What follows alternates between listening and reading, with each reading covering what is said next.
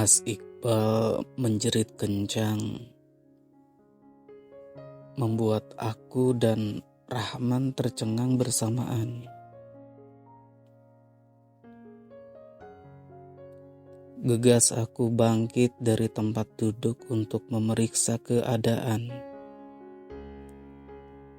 Pun dengan Rahman yang mengekoriku dari belakang. "Mas, kenapa? Ada yang sakit?" Tanyaku yang panik. Mas Iqbal hanya menggelengkan kepala. Namun tangisnya malah semakin kencang. Bahkan Intan dan Najla yang sudah terlelap malah ikut terbangun karena kebisingan.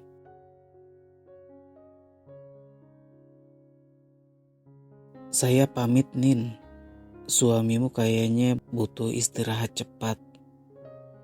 Oh iya, jangan lupa soal tadi. Mohon disegerakan ya." Rahman berpamitan sedangkan aku hanya diam, tak menanggapi ucapannya. Mas Iqbal masih menangis, sesekali menangis sekencangnya. Kenapa dengan hidupku seakan Tuhan memberikan cobaan yang bertubi-tubi kepada keluarga kami? Intan dan Najla pun ikut menangis. Aku dan Mas Iqbal saling berpandangan. Kemudian beralih menatap kedua putri kami yang berdiri di ambang pintu kamar. "Sini nak, maafin mama sama ayah. Sudah buat tidur kalian terganggu." Aku merentangkan kedua tangan. Intan dan Najla pun semakin langsung berlari ke dalam pelukanku. Bukannya membaik, aku malah ikut menangis. Hingga kurasakan Mas Iqbal pun ikut memeluk kami dari belakang. Kami menangis bersama, merasakan kesakitan yang tak pernah ada ujungnya.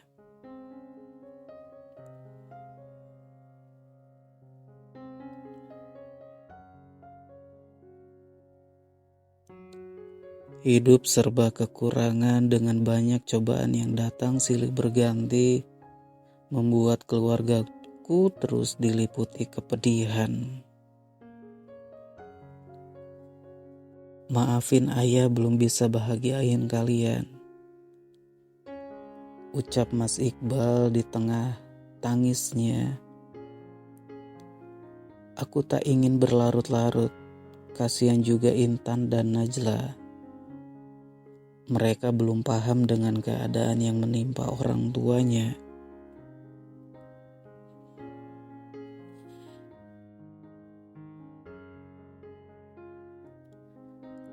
Aku berusaha menenangkan Intan dan Najla. Meskipun banyak sekali yang ingin aku bicarakan dengan Mas Iqbal. Namun terlebih dulu aku harus menenangkan anak-anak dan menidurkannya. 1 jam kemudian, Intan dan Najla sudah kembali terlelap di kamarnya. Seharusnya aku ikut terlelap, namun sangat sulit. Apalagi isi kepalaku terlalu banyak menyimpan beban. Aku bangkit dari ranjang anak-anak, kemudian keluar kamar. Pemandangan yang pertama kali aku lihat adalah Mas Iqbal yang terlelap di sofa ruang tamu.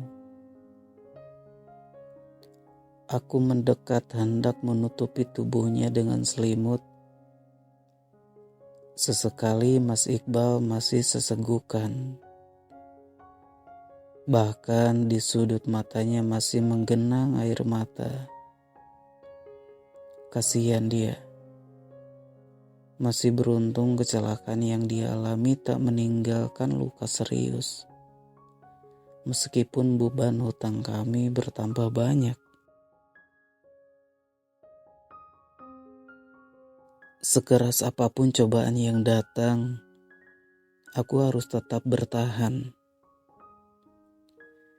Karena perjuangan yang sudah kami lewati bersama itu tak seberapa dibanding cobaan saat ini.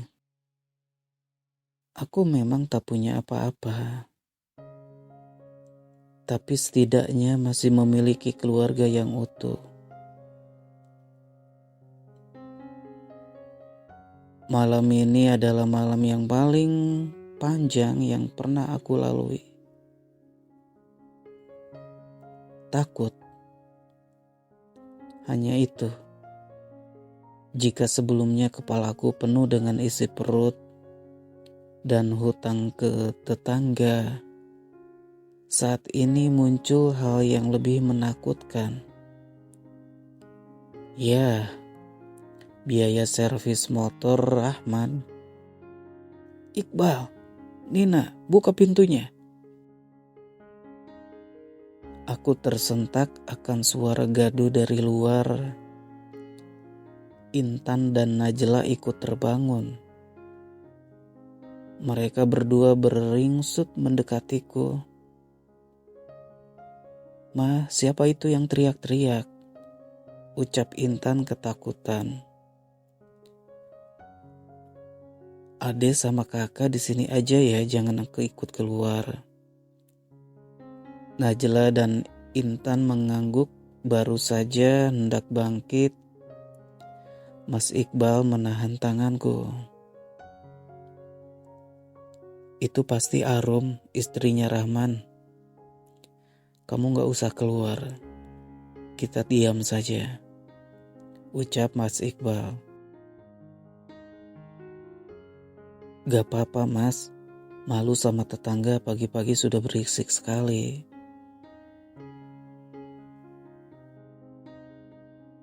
Aku mengusap punggung tangan Mas Iqbal, berusaha menenangkannya. Walaupun tak dipungkiri nyaliku sudah menciut duluan. Karena mendengar suara Arum yang menggelegar. Arum adalah istri Rahman yang terkenal sering marah-marah. "Nina!" teriak Arum. "Ya Mbak, ada apa?" "Masih bisa kamu nanya, ada apa? Hah? Mana uang untuk servis motor? Mana?" "Sabar Rom, gak usah teriak-teriak, malu sama tetangga." "Yang harus malu itu kalian. Kalau gak punya uang, gak punya aja. Jangan sok-sokan segala minjem uang. Sekarang yang rugi siapa? Ha?" Arum berkacak pinggang di depanku. Deru nafasnya saja terdengar jelas, menandakan emosinya sedang tinggi. "Duduk dulu Rum, sebentar saya ambilkan minum." "Gak usah sok manis ha? Saya kesini bukan untuk bertamu.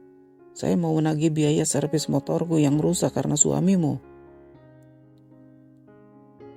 "Rum, bisa pelankan suaranya. Aku sudah tahu. Kemarin suamimu sudah bercerita kok." "Ya sudah, mana? Nanti aku bayar tapi tidak sekarang, Rum." Plak. Sebuah tangan mendarat ke pipiku. Rasa perih dan panas langsung menjalar. "Mana?" teriaknya lagi yang sangat tidak sabar. "Sabar Rum, apa kamu gak bisa bicara baik-baik?"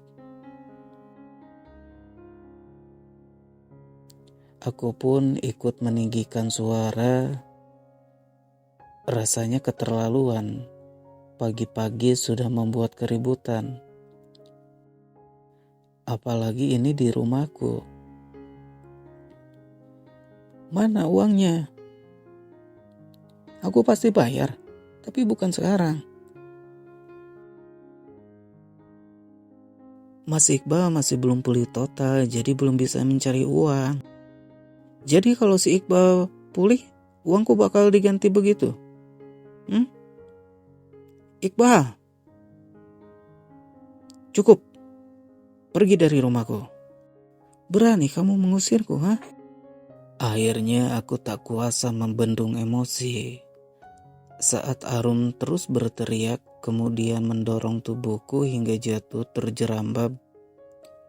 Aku yang memang tengah kalut merasa terbantu untuk melampiaskan emosi lewat Arum. Alhasil, aksi saling menjambak pun tak bisa dihindari. Tak ada yang memisahkan kami berdua. Bahkan saat para tetangga datang berkerumun menyaksikan perkelahian kami berdua, mereka bukannya memisahkan, malah asik saling memprovokasi.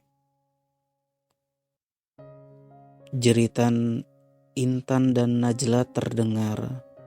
Di saat seperti ini, Mas Iqbal saja bahkan tak muncul.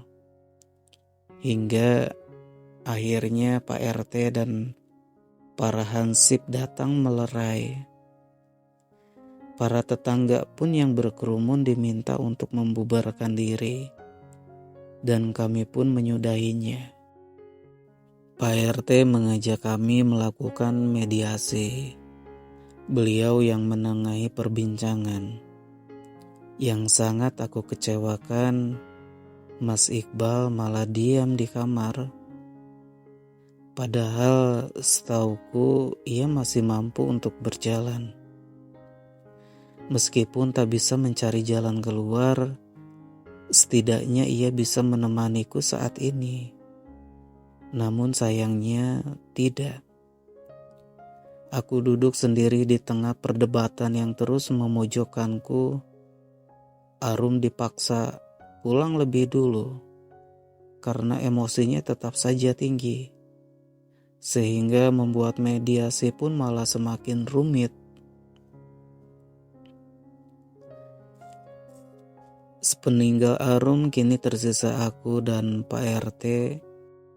Terlepas dari insiden barusan, mau bagaimanapun juga Mbak Nina harus segera mencari uang secepatnya untuk mengganti rugi kerusakan motor milik suaminya Mbak Arum. Iya Pak RT, saya juga pasti akan ganti.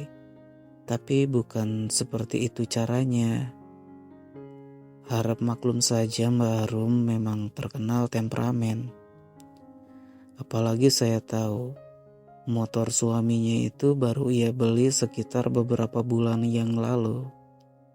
Itu pun hasil ia bekerja merantau.